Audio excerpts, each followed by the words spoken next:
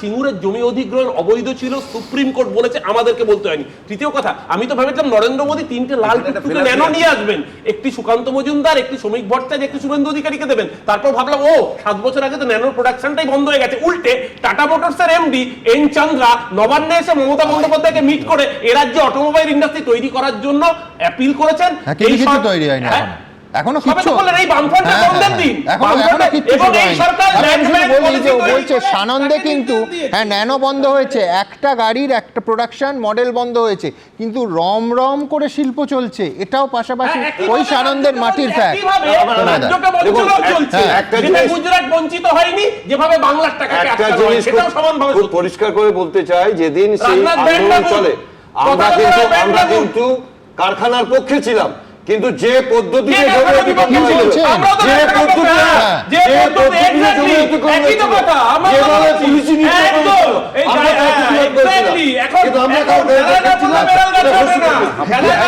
খুব ইন্টারেস্টিং। আমি বলছি আগের দিন এই অনুষ্ঠানে ধরে ধরে আমি ছবি দেখিয়েছিলাম সেই একই মঞ্চে রাজনাথ সিং। আমি বলছি এর পরের প্রতিবেদনে আপনাদের সেটা মনে করিয়ে দেবো, কিন্তু তার আগে রাজনাথ সিং এবিপি আনন্দকে ওই মঞ্চে থাকা নিয়ে তখন কি বলেছিলেন, মানে সত্যি সত্যি আদর্শগতভাবে একসঙ্গে গেছিলেন কিনা আমি দ্রুত একবার দেখে নিই।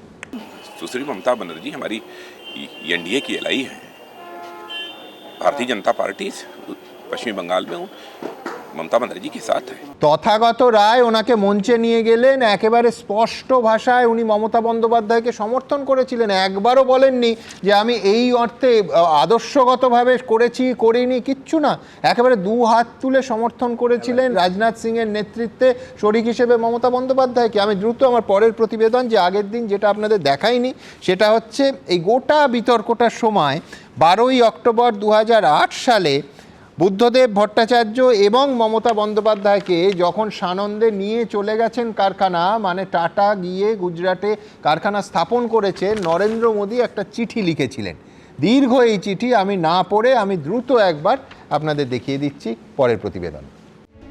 প্রত্যাশা ছিল অনেক, মুখরা তৈরি করে দিয়েছিলেন রাজ্য বিজেপি নেতারা।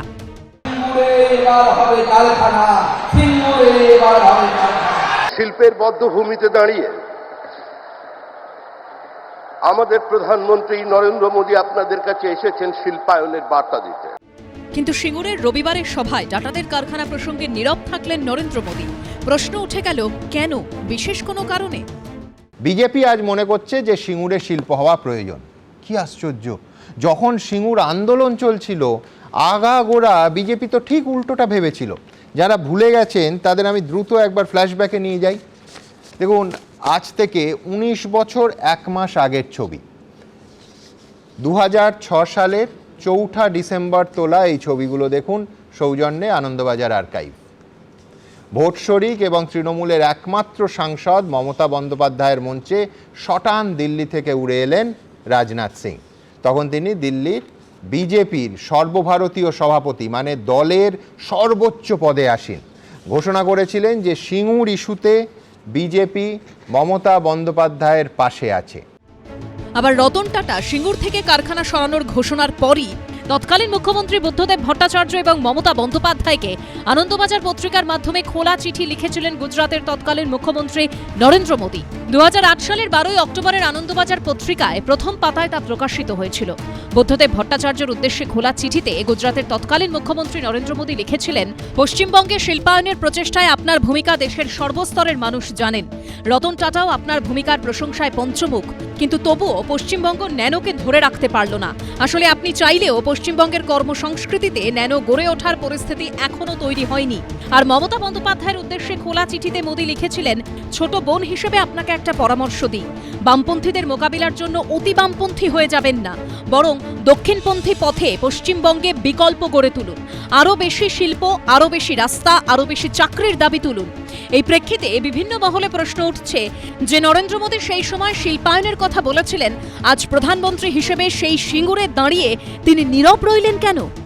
পশ্চিমবাংলায় মমতা বন্দ্যোপাধ্যায়ের ওই নৈরাজ্য তৈরি করে সিঙ্গুরে শিল্পায়নকে আটকানোর ফলে যদি বিগেস্ট বেনিফিশিয়ারি তার হয়ে থাকেন মমতা বন্দ্যোপাধ্যায় রাজনৈতিকভাবে, তাহলে সেকেন্ড বিগেস্ট বেনিফিশিয়ারি হচ্ছেন তৎকালীন গুজরাটের মুখ্যমন্ত্রী নরেন্দ্র মোদী। কেননা যে কারখানাটা সিঙ্গুরে হওয়ার কথা ছিল, সিঙ্গুরে না হওয়ার ফলে সেই কারখানাটা তখন চলে যায় গুজরাটের সানন্দে। পশ্চিমবাংলার একটা বড় ইনভেস্টমেন্ট, যা কিনা বুদ্ধদেব ভট্টাচার্য গুজরাট, মহারাষ্ট্র, তামিলনাড়ুর সঙ্গে লড়াই করে বাংলায় নিয়ে এসেছিলেন, তা যেন আবার গুজরাটে উড়িয়ে নিয়ে চলে যাওয়া যায়, তার জন্য বাংলায় কারখানা আটকাতে হবে। মমতা ব্যানার্জিকে ফান্ড করেছিল এই সময় গুজরাটের ব্যবসায়ী লবি, যাদের মাথায় ছিলেন নরেন্দ্র মোদী গুজরাটের মুখ্যমন্ত্রী হওয়ার সুবাদে।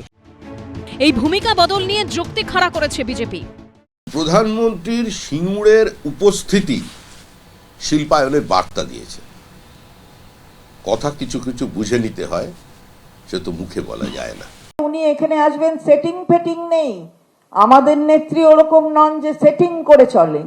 যারা সেটিং করেন তারাই সেটিং দেখেন, তাদের চোখ ওই সেটিং করতে করতে ওই সেটিং এর দিকেই তাদের চোখ আছে, বাকিটা না। বাংলার মানুষের কথা ভাবেন না।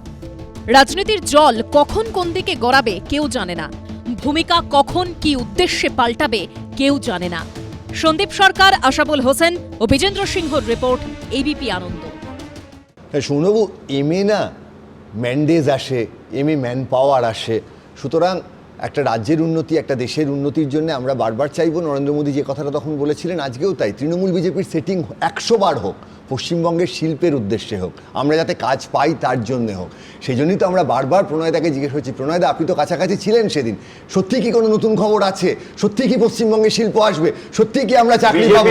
সত্যি কি পশ্চিমবঙ্গেও আসবে, নিশ্চিত থাকুন। এবং 2026-এর নির্বাচন তৃণমূলের বিষয় তো পশ্চিমবঙ্গের মানুষ ঠিক করেছে। আবার বাংলাকে বঞ্চনা করে। সকলে যেটা বলছে যে নরেন্দ্র মোদী বা শুভেন্দু অধিকারী টাটাদের নিয়ে আসার জন্য কোনো প্রতিশ্রুতি দিচ্ছেন না।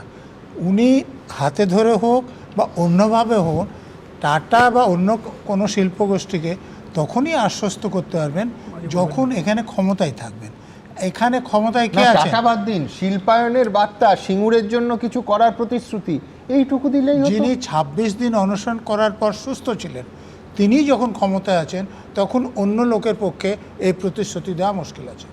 বেশ, আমি বলছি যদি নাই দেবেন প্রধানমন্ত্রী, তাহলে ওই জমিতে গিয়ে, স্পেসিফিক্যালি ওই জমিতে গিয়ে এবং হাওড়ার ভেন্যু না করে সিঙ্গুরে যাওয়ার তো কোনো প্রয়োজন থাকে না রাজনৈতিকভাবে। আমি তো আগেই বলেছিলাম এই কথা যে প্রধানমন্ত্রীর বুদ্ধদেব ভট্টাচার্যের একটা ছবি নিয়ে যাওয়া উচিত ছিল সমাবেশে, নিয়ে গিয়ে ক্ষমা চাওয়া উচিত ছিল যে এই বিজেপি তৃণমূলকে সাহায্য করেছিল বাংলা থেকে শিল্প চলে যেতে। টাটা গেছিল সানন্দে, দিদি নেচেছিল আনন্দে, আর আমরা দেখেছিলাম রাজ্যের মুখ্যমন্ত্রী তৎকালীন মুখ্যমন্ত্রীকে অপদস্থ করে একটা চেয়ার কনফার্ম করার জন্য, নিজের একটা চাকরি কনফার্ম করার জন্য বিজেপি আর তৃণমূল মিলে বাংলার হাজার বেকারের চাকরির প্রতিশ্রুতি নষ্ট করেছে। বামফ্রন্ট সরকার ক্ষমতা এসেছিল 1978 সালে। শর্ত দেবেন না। 1978 সালে। হ্যাঁ, হয়েছে, 2006 সালে। 2006 সালে তাহলে 78 থেকে 2006 এই সময় সেই পরিবেশ তৈরি করেছে। সানন্দে আর আনন্দের সাথে মিলিয়ে সুমনদের সাথে আমি একটা কথাই বলতে চাই, একজন গণহত্যাকারী কি চিঠি লিখলো সেটা দিয়ে বাংলার মানুষ